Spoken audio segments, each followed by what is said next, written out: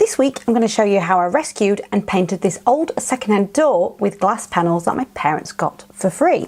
And it had a lot of wear and tear, dents, flaky paint and old bolt holes that needed filling from its previous owner.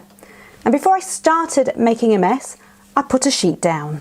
Now I could have sanded off the flaky paint with an electric sander, but I decided to turn to my carbide scraper instead, which is great for shaving off 1 or 2 layers of paint, not much more to be honest, and generally smoothing things out. And its shaving means less time with the sander, less continuous vibrations on the hands, and less irritating power tool noises. I do find it can squeak a bit, so sometimes I feel the need to wear earplugs or ear defenders.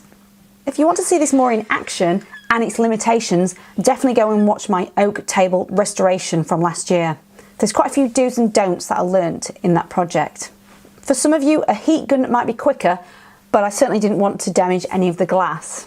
And of course, if your paint is in generally good condition, you can skip this step and just key the surface with sandpaper to remove any shine so the future paint adheres better to it. And my supervisor, Hans, came to check that I wasn't slacking. Oh, and he says a key part of this process is to throw a ball. Now I'm quite confident that I took off way more paint than I needed to, but I just get carried away with a scraper because it's so easy to use. And I knew that stripping it back to bare wood would require an undercoat, but there's just something satisfying about starting afresh. And after scraping a lot of the shiny paint off, I started scraping the other side, which I think was treated with an oil or a varnish. But this side certainly didn't need as much effort as the other one, although it did have a lot of dints. There was just a lot of damage everywhere, and I don't think the same colour filler and oil would have hidden everything, so I'd already had it in my mind that I was going to use filler and paint. And I picked out my quick set one that comes with a catalyst, and it's also really strong. I wasn't entirely sure it was going to fill all of the big holes in the bolt area, but it did work. So as a rule, you're meant to mix a golf ball size of the filler to a pea size of the catalyst, but only work in small batches because you've roughly got about 5 minutes of working time before it starts to set, and about 30 until it's hard. But I always panic when I'm filming while using this, because a while ago when I repaired my cupboard door hinge, by the time I'd moved my camera, it turned completely rock solid. But it is so easy to sand. I filled the holes liberally with a palette knife while I'm racing against time, and filled as many as I could see. Then I'd wash my tools and start again on another hunt and keep repeating until I was happy with all the blemishes gone. Now I ran out of time, Hans needed a walk, so I left it till the next day and then used my orbital sander. There was no way I was going to waste time hand sanding these. Again, I'm going mad removing any paintwork that I could see while it was in my hand. This is the kind of job where I need someone to say, "You've done enough now, it's going to look okay." As for the chamfered profile trims that were puttied to the glass panels, you could see from its previous paint job, it was all over the glass, and with it having a groove pattern on, I gently tried to scrape it off with the corner of a palette knife, although really I don't recommend this in case you scratch or damage it, but I realised it wasn't coming off in a hurry. I then tried to key the paintwork with sandpaper and got bored of that, so instead I decided to use some old paint stripper chemical that I had from years ago, and you apply it with a paintbrush. And you're meant to leave it on for an hour, go back to it and scrape it off. But I find it starts to peel off the paint within about 10 minutes. And of course, by the time I'd brushed over all of the hard to reach places, I'd return to the start and scrape it off with either a palette knife or a plastic scourer. It's certainly not the cleanest of methods, as it turns all of the old paint to a gunky mess, but later I was thankful I did this because when I went to paint it, I could see all the natural wood grooves through the final paint finish. Patina, that's the word. Oh, and a little tip. I also found that using the carbide scraper with the stripper was even easier. So just bear that in mind if you've got loads and loads of paint layers. And once I'd taken off as much as I wanted to and made sure everywhere was smooth, normally I'd clean with a degreaser. I didn't have one, but I did have some pink stuff, which I thought was good enough for the job. It's a cleaning paste, which also helps remove all of the chemical stripper mess that I'd created. And it helped me remove all the old paint off the glass that I could see. Again, I probably wouldn't recommend this on a smooth glass, but this is a groovy, obscure patterned one. And then rinsed it all off with warm water and left to dry before painting. So I'd like to thank Datacolor for sponsoring this restoration project. If you're looking to renovate your property anytime soon and you want to dabble beyond your classic magnolia on all four walls, yes, this used to be me, then this colour reader, easy, portable, colour matching device might be what you're looking for. And how it works, it has a scanner on the back.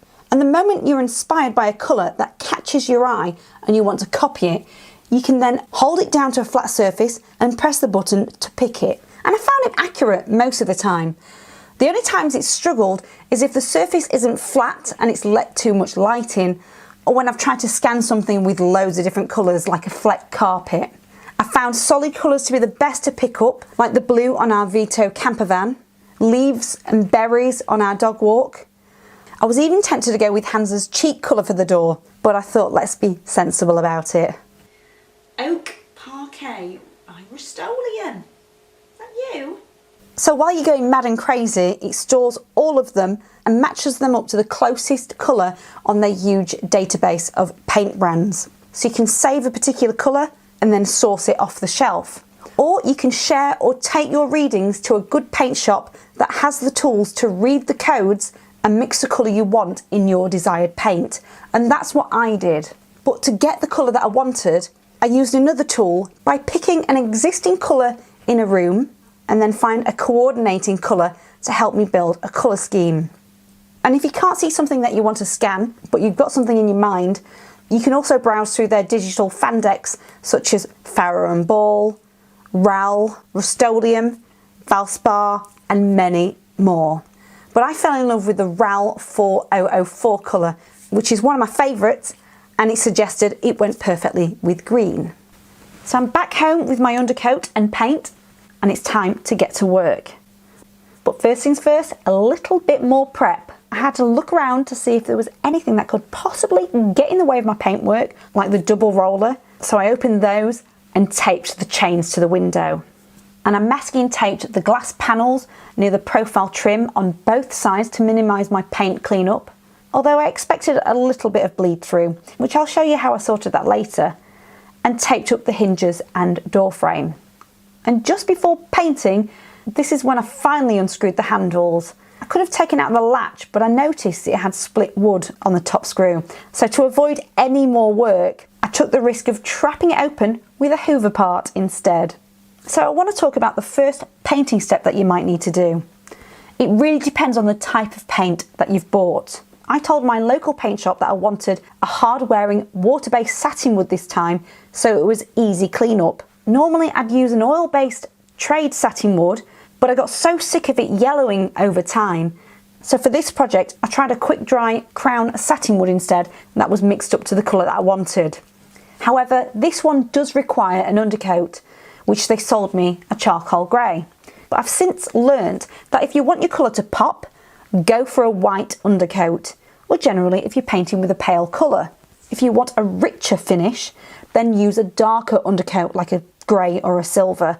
If you're really fussy about the particular colour, then I highly recommend that you do some tests with some paint samples on scrap wood first. I just wanted to get this job done, so I wasn't that fussed, and I knew that whatever I did to this door would make it look so much better than what it was. And I've got my rag down, and the first thing I started was cutting the paintwork into any tricky areas that I knew I'd struggle with a roller, and I did this with a paintbrush. And while I'm here, something else that I learned in the paint store was a synthetic brush is apparently ideal for water-based glossy type paints as it's smooth and springy. But if you're painting with oil-based paints, try to choose a natural brush instead, as they tend to swell up and load up with a lot more paint, which makes it more difficult to use with water-based paints, making it harder to be more precise. And to take any brush marks away, I also went over those bits and the rest of it with an HD foam roller.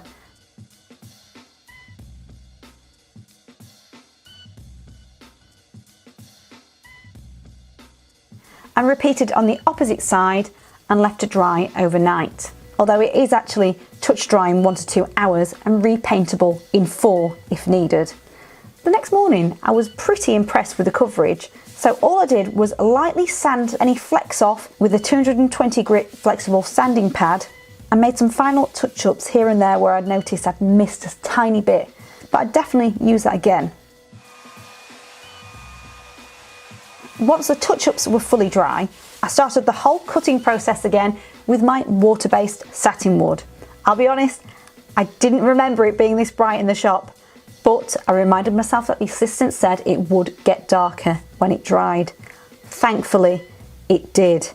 It just looked a little bit too shocking pink to me at the time. And you can just about see the darker patches while it's starting to dry. Again, left this to dry overnight before adding a second coat. So fast forward, no one wants to keep seeing me paint. I'm very impressed with the coverage. It came out like a very rich berry colour. Oh, and the handles are back on now. It was time for the reveal. For this, I very carefully scored the tape first with the Stanley knife at an angle. And I do this with absolute caution, or find something else, maybe like a pointy plastic, to prevent scratching your glass. And also don't pull it off without breaking the overlap paint, otherwise you might peel off the paint that you want to keep. That's speaking from previous experiences. I was so worried about that, I also wore a head torch so it could help me see anywhere that I'd missed. I also want to point out that with it being a door, I was worried that if it was closed before fully curing, it might ruin some of the paintwork, because I did spend quite a bit of time on this. But one of us must have forgot and closed it just after it drying for 24 hours. So if anyone needs to know, I've since read that oil-based gloss paints can take about 7 days to fully cure, ideally with a temperature of over 10 degrees Celsius, but as a rule, you shouldn't be able to make a dint in it with a fingernail. As for water-based glosses, it takes even longer to fully cure, roughly about 2 to 4 weeks. So just bear that in mind when you're picking a paint. You might find oil-based is better for you. It's just a sticky cleanup that I don't like, but I do personally think it gives a more professional and hard-wearing finish. So while we're here, I'll show you how I fixed it. I sanded it down again with 220 grit sandpaper because it's now got chunks, and turned to some filler. Left to dry, sanded smooth to blend in with a chipped paint mark, and patched up with the undercoat, gently sanded, and finally 2 more patches up of the satin wood paint. As for the last job, I needed to remove any slight bleed through that I could see from my paint job, and I found the best method was to go over it with a slightly damp plastic scourer. I personally think this looks so much better than what it did before. So I'm really happy with how this turned out, but as usual, if you do anything differently, feel free to comment below, and yeah, I'll leave a link to the Datacolor if you want to check it out. Anyway, hopefully I'll see you in the next one. Thanks for watching. Bye.